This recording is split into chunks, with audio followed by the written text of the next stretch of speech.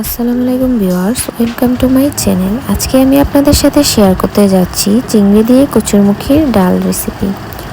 তো সেক্ষেত্রে প্রথমে আমি হাফ কেজির মতো কচুরমুখি সুন্দর করে সিদ্ধ করে খোসা ছাড়িয়ে নিচ্ছি।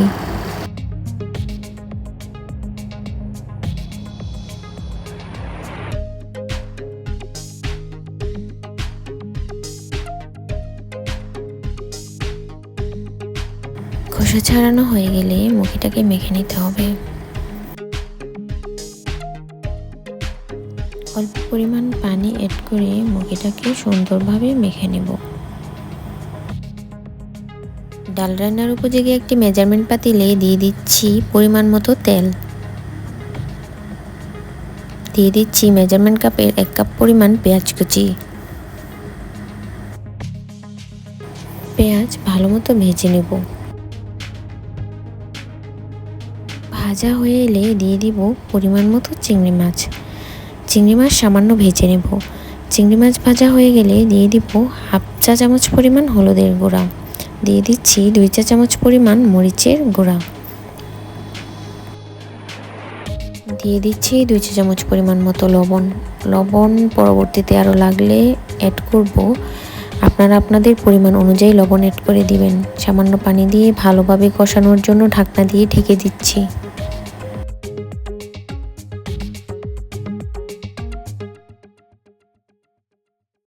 কষানো হয়ে এলে মেখে রাখা কচুরমুখিগুলো দিয়ে দিয়েছি এবং সামান্য পরিমাণ ভেজে নিব। ভাজা হয়ে এলে পরিমাণ মতো পানি অ্যাড করে দিচ্ছি।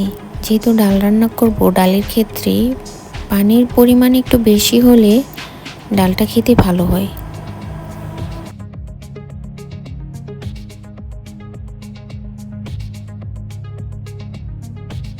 এখন আমি 15 মিনিটের জন্য মিডিয়াম হাই হিটে ঢাকনা দিয়ে ঢেকে দিচ্ছি।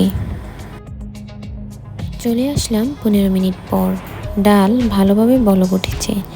এখন আমি দিয়ে দিব ফালি করে রাখা কয়েক ফালি কাঁচামরিচ কুচি। আবারও আমি কিছু সময়ের জন্য ঢাকনা দিয়ে ঢেকে দেব কাঁচামরিচের সুন্দর ফ্লেভারটা পাওয়ার জন্য। অর্ধেকের থেকে একটু বেশি লেবু আমি কেটে নিয়েছি ছড়ার ডালে টক দেওয়ার জন্য। আমার কাছে অন্যান্য টক থেকে লেবুর টক দিয়ে ছড়ার ডাল অনেক ভালো মনে হয়। আর তাছাড়া হাতের কাছে লেবুটা যখন সবসময় থাকে সেক্ষেত্রে আর কোনো চিন্তার কারণ নেই।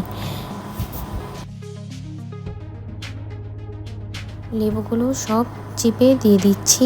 আমার ছড়ার ডাল প্রায় মোটামুটি হয়ে এসেছে। এখন আমি ধনিয়া পাতা অ্যাড করে চুলা থেকে নামিয়ে নেব।